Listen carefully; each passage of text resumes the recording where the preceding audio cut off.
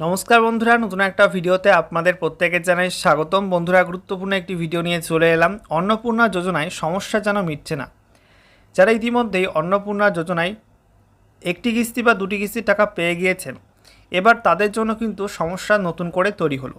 কারণ নতুন একটি ফর্ম প্রকাশিত হয়েছে, যে ফর্ম ফিল আপ করে জমা করতে হচ্ছে। এবারে এই ফর্মটা কীভাবে ফিল আপ করতে হবে সেটা তো আগের ভিডিওতে আপনাদের প্রত্যেকেই দেখিয়েছি। সেই ভিডিওতে আপনারা অনেকেই কমেন্ট করে জিজ্ঞাসা করেছেন যে এই ফর্মের মধ্যে অ্যাপ্লিকেশন আইডি সেটা কোথায় পাবো, একই সঙ্গে এই ফর্মটি কোথা থেকে পাওয়া যাবে, অর্থাৎ অনলাইনে কি ডাউনলোড করার কোনো ব্যবস্থা আছে, কোথা থেকে এই ফর্মটা আপনারা পাবেন সেটা জানাবো। সেই সঙ্গে কবে এই ফর্মটা দেওয়া হবে, কবে আপনারা ফর্মটা পাবেন, সমস্ত কিছু পরপর জানাবো এই ভিডিওটার মাধ্যমে। একই সঙ্গে এই ফর্মটা ফিল আপ না করলে আগস্ট মাসে টাকা দেবে কি দেবে না সেই সংক্রান্ত আপডেটও আজকের ভিডিওতে আপনাদেরকে পরপর জানিয়ে দেবো। তো ভিডিওটা ভালো লাগলে এবং ইনফরমেটিভ বলে মনে হলে অবশ্যই আপনারা ভিডিওটা একটি করে লাইক করে দেবেন। অবশ্যই ভিডিওটি প্রচুর শেয়ার করবেন। সেই সঙ্গে নতুন দর্শক হয়ে থাকলে লেটেস্ট ভিডিওর আপডেট সর্বপ্রথমে পাওয়ার জন্য চ্যানেলটিকে সাবস্ক্রাইব করে নিয়ে পাশে দেওয়া বেল আইকনে ক্লিক করে অল নোটিফিকেশান অপশানটিকে অন করে রাখবেন। লেটেস্ট আপডেট আপনারা সবার প্রথমে পেয়ে যাবেন। তো বন্ধুরা, প্রথমেই আপনাদেরকে জানিয়ে রাখি যে এই ফর্মটা কিন্তু কোনো অনলাইনে ফিল আপ করতে হচ্ছে না। অর্থাৎ অনলাইনের যে পোর্টালটা ছিল social registry.wb.gov.in, এই ওয়েবসাইটে বা এই পোর্টালে কিন্তু নতুন করে কোনো ফর্ম প্রকাশিত হয়নি। ফর্মগুলো কিন্তু অফলাইনে প্রকাশিত হয়েছে এবং সেই ফর্ম আপনাদের ফিল আপ করে জমা করতে হচ্ছে। এবারে আপনাদের ফর্মটা দেখিয়ে দিই। তো দেখতে পাচ্ছেন বন্ধুরা, অন্নপূর্ণা যোজনার নতুন ফর্ম নতুন করে প্রকাশিত হয়েছে। তো এখানে বলা হয়েছে অন্নপূর্ণা যোজনার পারিবারিক স্তরের তথ্য সংগ্রহ, ফর্ম সংক্রান্ত অনুসন্ধান প্রতিবেদন। তো এখানে অ্যাপ্লিকেশন আইডি লেখার জায়গা রয়েছে, তারপরে আধার নাম্বার এবং epic number, head of family, তারপরে এখানে নিজের নাম লিখতে হবে। তো এগুলো কীভাবে ফিল আপ করতে হবে সে বিষয়ে কিন্তু অলরেডি আমি একটা ভিডিও করে দিয়েছি আগে। তো সেই ভিডিওটা আপনারা দেখে নেবেন, ডেসক্রিপশন বক্সে সেই ভিডিওটার লিঙ্ক দেওয়া আছে। তো সেখানে চেক করে আপনারা দেখে নেবেন কীভাবে এই ফর্মটা ফিল আপ করতে হবে। তো অনেকেই আপনারা জিজ্ঞাসা করছিলেন এই ফর্মটি কোথা থেকে পাওয়া যাবে। তো দেখুন, অনলাইনে কিন্তু এই ফর্মটি পাওয়া যাবে না, অফলাইনে এই ফর্মটি দেওয়া হচ্ছে।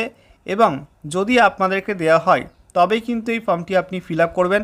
অযথা আপনাদের এই ফর্মটি ফিল আপ করার কোনো প্রয়োজন নেই। যদি আপনাদের বাড়িতে কোনো সরকারি আধিকারিক এসে ফর্মটি দিয়ে যায়, ঠিক আছে, তবে ফিল আপ করবেন, বা আশাকর্মীরা যদি দিয়ে যায় তাহলে ফিল আপ করবেন। বিভিন্ন জেলায় জেলায় কিন্তু আশাকর্মীরাই মূলত এই ফর্মগুলো দিয়ে যাচ্ছে, ঠিক আছে। তাদের কাছে একটা লিস্ট রয়েছে, সেই লিস্ট অনুযায়ী এই ফর্ম দেওয়া হচ্ছে। এবারে হয়তো আপনারা অনেকেই এই অন্নপূর্ণা যোজনায় একটি কিস্তির টাকা পেয়েছেন বা দুটি কিস্তির টাকা পেয়েছেন, কিন্তু এই ফর্ম এখনও পর্যন্ত পাননি, অর্থাৎ আপনাদের বাড়ি বাড়ি এই ফর্ম কিন্তু এখনও আসেনি। তো আপনারা হয়তো চিন্তায় রয়েছেন কবে এই ফর্ম আসবে। তো চিন্তা করার কোনো প্রয়োজন নেই, যখন সময় হবে সরকারি আধিকারিকটা তখন কিন্তু আপনাদের এই ফর্মটা দিয়ে যাবে।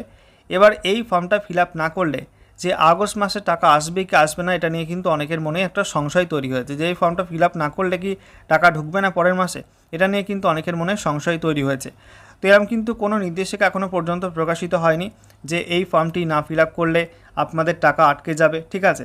টাকা কিন্তু চলতে থাকবে, তার মধ্যেই ভেরিফিকেশনও হবে, এবং ভেরিফিকেশান করে যদি দেখা যায় যে যে টাকাটা পাচ্ছিল সে টাকা পাওয়ার যোগ্য না, তাহলে কিন্তু তারপরে ভেরিফিকেশানের পরে তার টাকাটা বন্ধ হয়ে যাবে, ঠিক আছে। এবার বন্ধুরা, এই ফর্মটির মধ্যে অ্যাপ্লিকেশন আইডি লেখার জায়গা রয়েছে।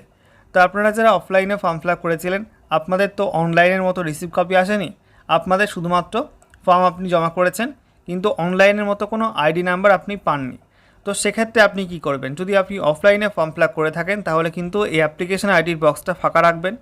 এই জায়গাটায় যে সরকারি আধিকারিক আসবেন আপনাদের বাড়িতে, সেই সরকারি আধিকারিকের কাছে লিস্ট থাকবে, সেই লিস্ট অনুযায়ী তিনি তার কাছে যে অ্যাপ্লিকেশন আইডি নাম্বার আছে সেটা কিন্তু লিখে দিতে পারেন, বা তিনারা ফিল আপ করবেন, আপনার এটা ফিল আপ করার প্রয়োজন নেই।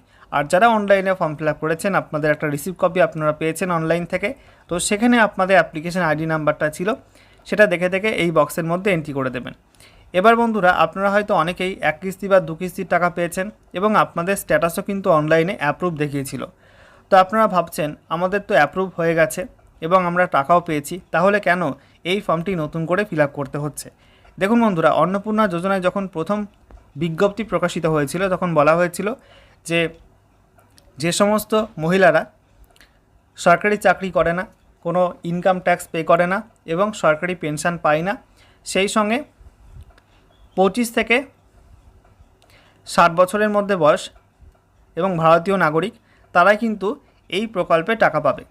ঠিক আছে, এবারে তার পরপর কিন্তু একাধিকবার নিয়ম পরিবর্তন করা হয়েছে সরকারের তরফ থেকে, এবং সম্প্রতি একটা নিয়ম পরিবর্তন করা হয়েছিল যেখানে বলা হয়েছিল যে সরকারি চাকরিজীবী যদি বাড়িতে কেউ থাকে, অর্থাৎ আপনাদের ফ্যামিলির মধ্যে যদি কেউ সরকারি চাকরি করে থাকে, তাহলে কিন্তু আপনাদের টাকাটা দেওয়া হবে না। ঠিক আছে, অর্থাৎ আপনাদের ফর্মটা কিন্তু আপাতত হোল্ড থাকবে। এছাড়া যদি আশাকর্মী হয় বা AWW কর্মী হয় বা AWH কর্মী হয় বা প্যারাটিচার কর্মী হয়, তাহলে কিন্তু তিনি টাকা পাবেন না অন্নপূর্ণা যোজনার ক্ষেত্রে। তো এই নতুন নিয়মগুলো চালু করা হয়েছে, তো যার কারণে আবার কিন্তু এই ফর্ম ভেরিফিকেশান করার প্রয়োজন কিন্তু মনে করেছে সরকার। তো তার জন্য কিন্তু এই নতুন ফর্ম সম্ভবত প্রকাশ করা হয়েছে। তাই দেখতেই পাচ্ছেন এখানে যিনি চেক করবেন ফর্মটা, এখানে দেখতে পাচ্ছেন তার জন্য একাধিক অপশান রয়েছে। এখানে বলা হয়েছে আমি আবেদনপত্রটি এবং তাতে প্রদত্ত তথ্য সঠিক পেয়েছি, অর্থাৎ ওপরের এই যে বিষয়গুলো আপনি লিখবেন সেগুলো চেক করে দেখে নেবেন আধিকারিক যে সমস্ত তথ্য ঠিক আছে কিনা।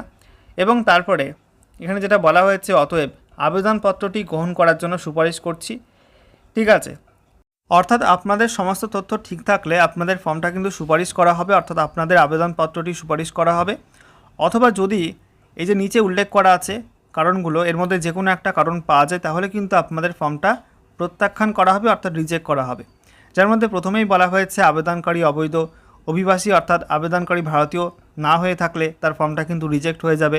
এবং এখানে যিনি আধিকারিক এসে চেক করবেন তিনি কিন্তু এই বক্সে টিকমার্ক করবেন। যদি ভারতীয় হয়ে থাকেন তাহলে টিকমার্ক করবেন না। তারপরে দেখুন পরিবারের স্থায়ী সরকারি চাকরিজীবী বর্তমান, আপনাদের পরিবারের মধ্যে যদি কেউ সরকারি চাকরি করে, স্থায়ী সরকারি চাকরি, তাহলে কিন্তু এই বক্সে তিনি টিকমার্ক করবেন। ঠিক আছে, আর যদি না করে থাকেন তাহলে টিকমার্ক করবেন না। যদি আপনাদের পরিবারে স্থায়ী সরকারি চাকরিজীবী কেউ থাকে তাহলে কিন্তু আপনি টাকা পাবেন না, আপনার ফর্মটা কিন্তু রিজেক্ট হয়ে যাবে। আচ্ছা, এরপর দেখুন আবেদনকারী AWW, AWH অথবা আশাকর্মী বা প্যারাটিচার, এর মধ্যে যদি কিছু হয়ে থাকে তাহলে কিন্তু এখানে টিকমার্ক করবেন সেই আধিকারিক, না হলে আপনার এখানে টিকমার্ক করবে না, সেই আধিকারিক কিন্তু টিকমার্ক করবে না।